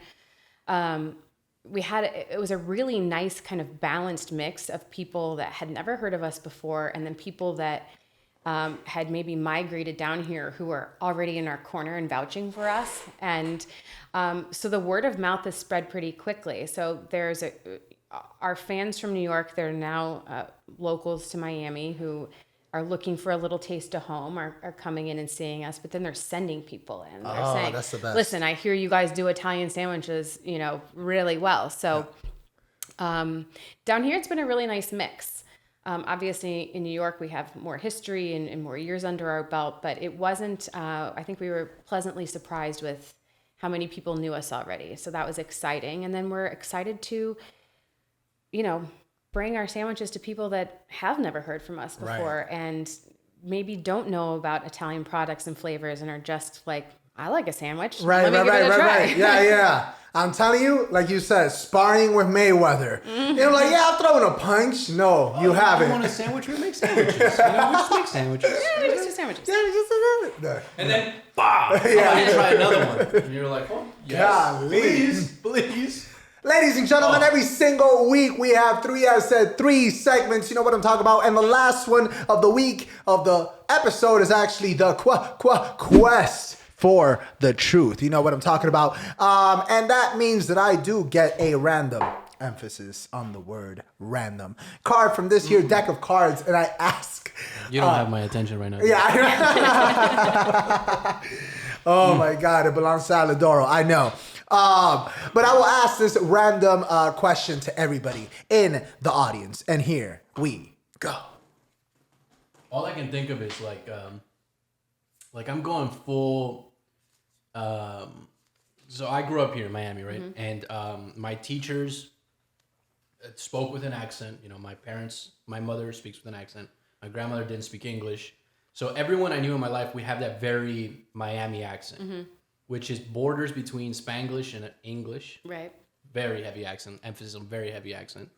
Not like Pacino and Scarface, but we're there, you know?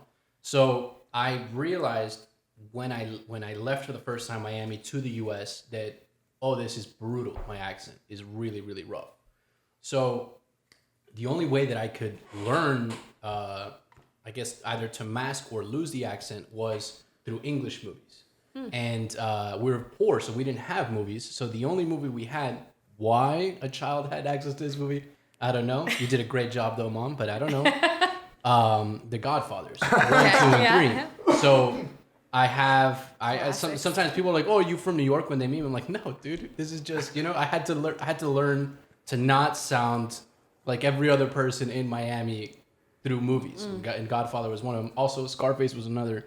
And I had to drop that one because that just made my accent so much worse. We have some Scarface cuadros. What is it?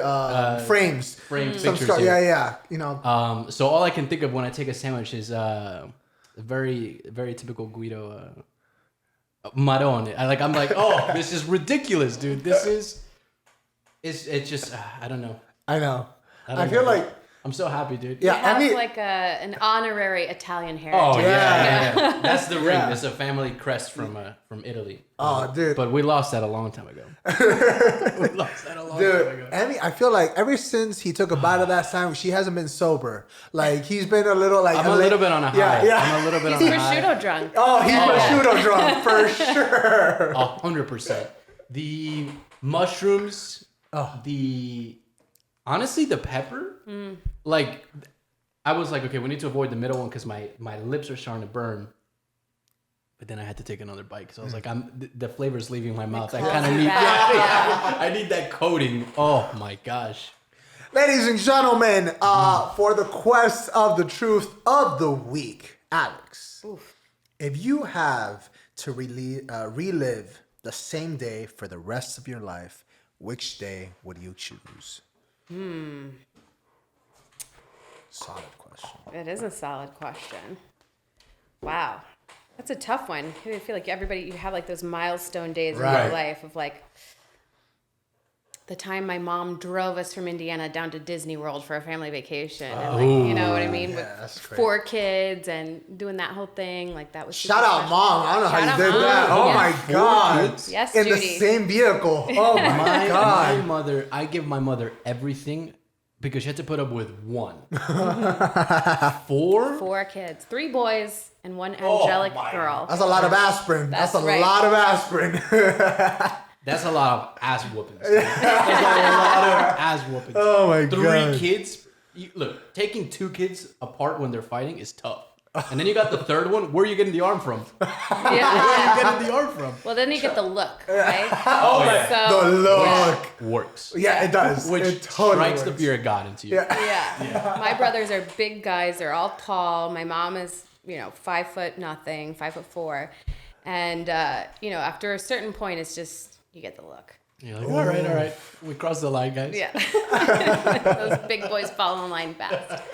But yeah, I think like probably that's a good one. I had I think a really great day or trip was recently coming out of COVID. My 3 brothers, their wives, their kids, my mom, we all went on our first family trip in probably 20 years, the whole family. Immediately sounds awesome.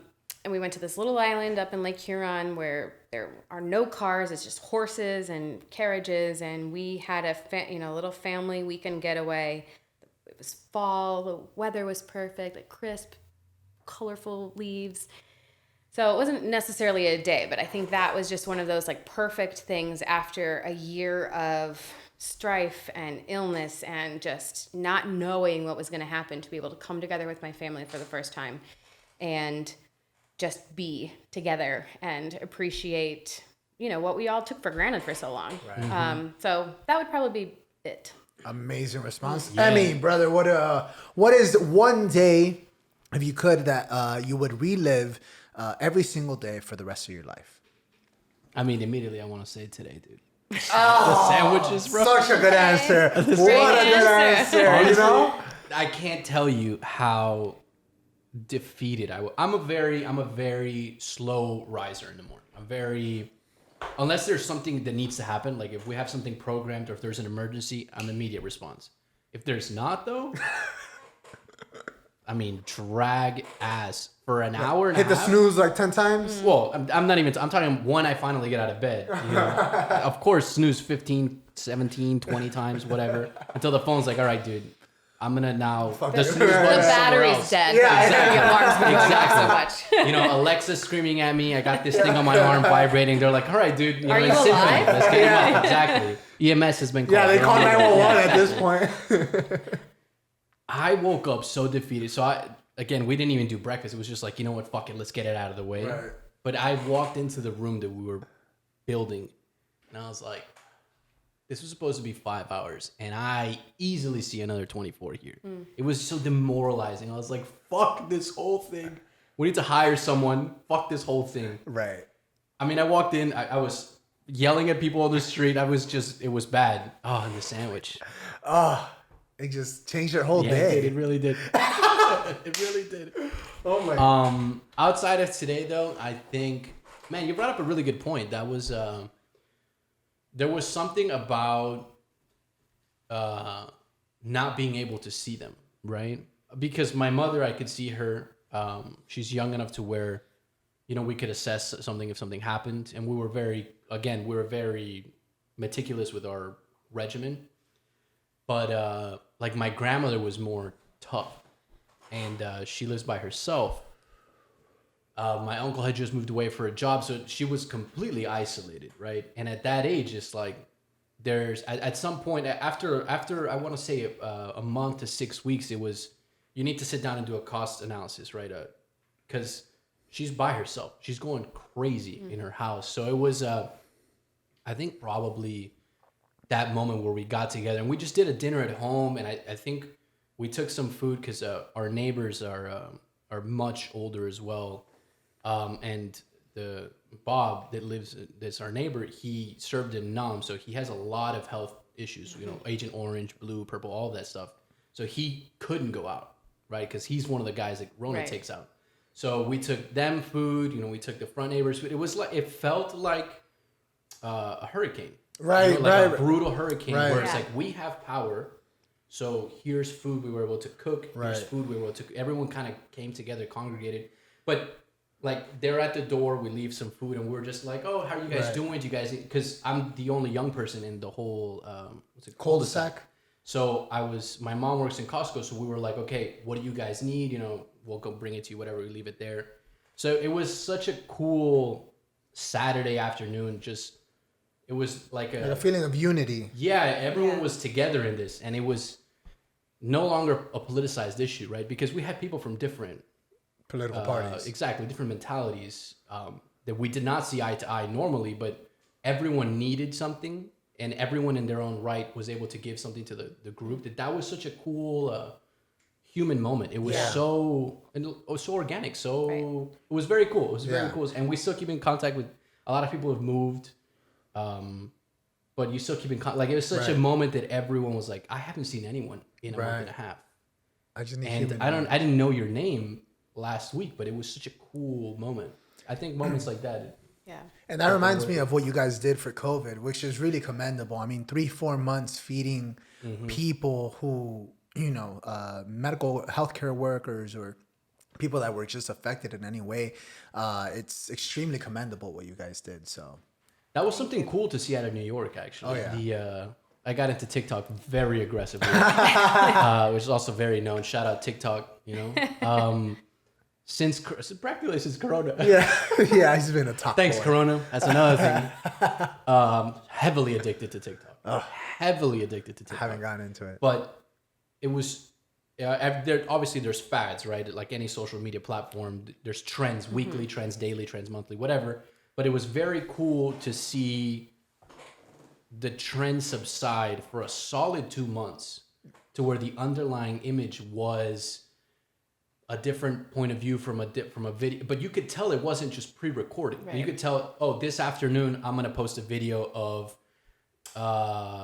it was like maybe a police car or a firefighter truck just going through and everyone just like, yeah, you know, celebrate. That was such a cool, again, such a human moment. Right. Such a, whatever it is you're going through, whoever it is you are, whatever it is you believe, it doesn't matter. We're all going through shit right now. Or the balconies clapping. Exactly. That was such a cool moment, Yeah. right? That was it was a very human moment. I mean, it's been years since I've seen something to that scale. It sucks, right? That you need to go through something like this Right. to get there, but I hadn't seen it in that scale here since Hurricane Wilma, maybe 2003. Right. Because, I mean, at that point...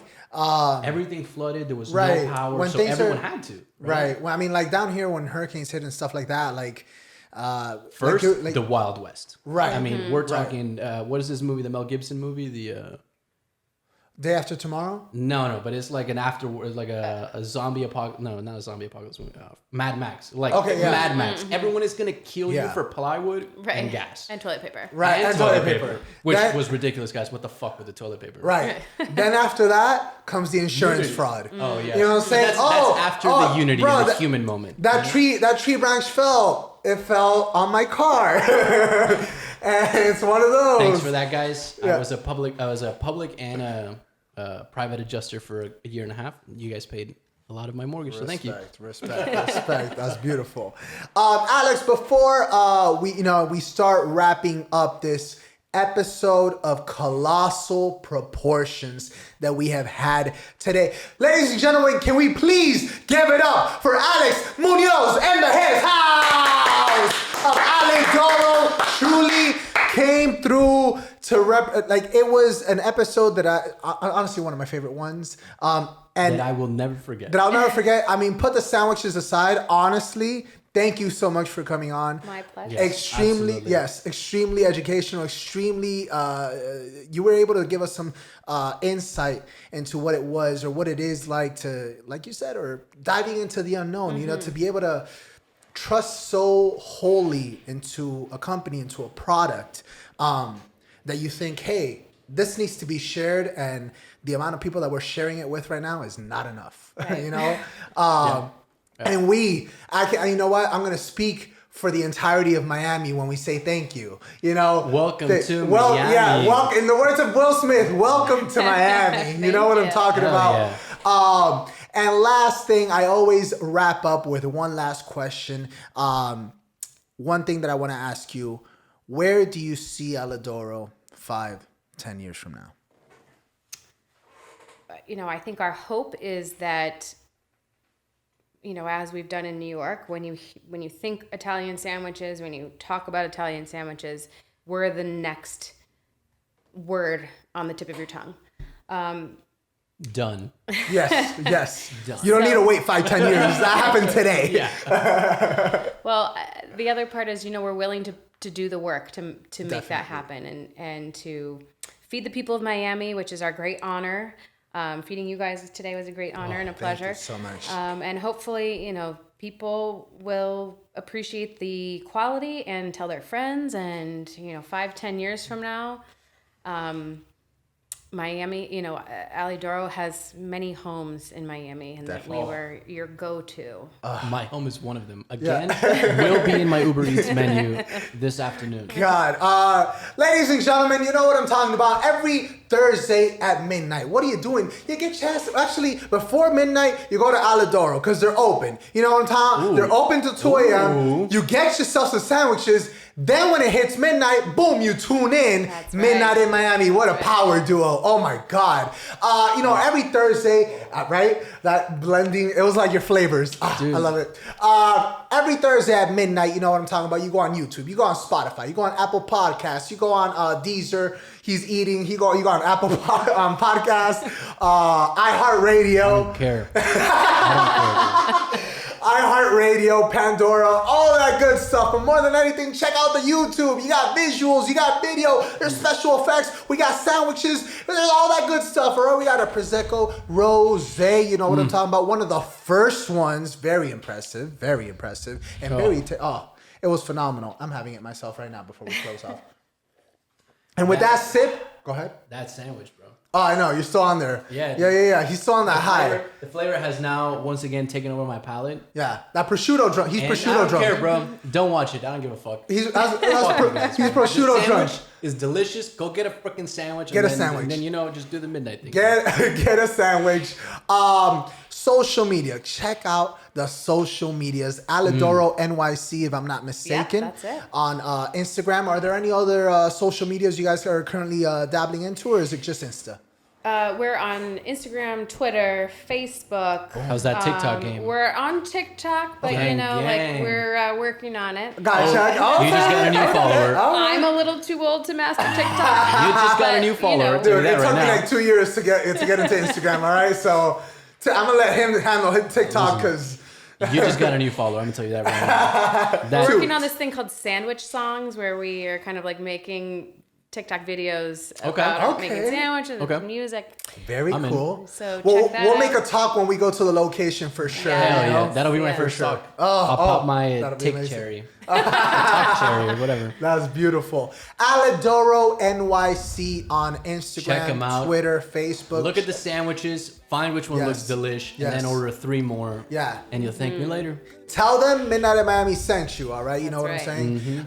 And we will see you every Thursday at midnight. Holla. And it don't matter what the world thinks. You can say how you feel on midnight in Miami. When you can push it to the limit, it gets real with only one and you. Get locked into midnight.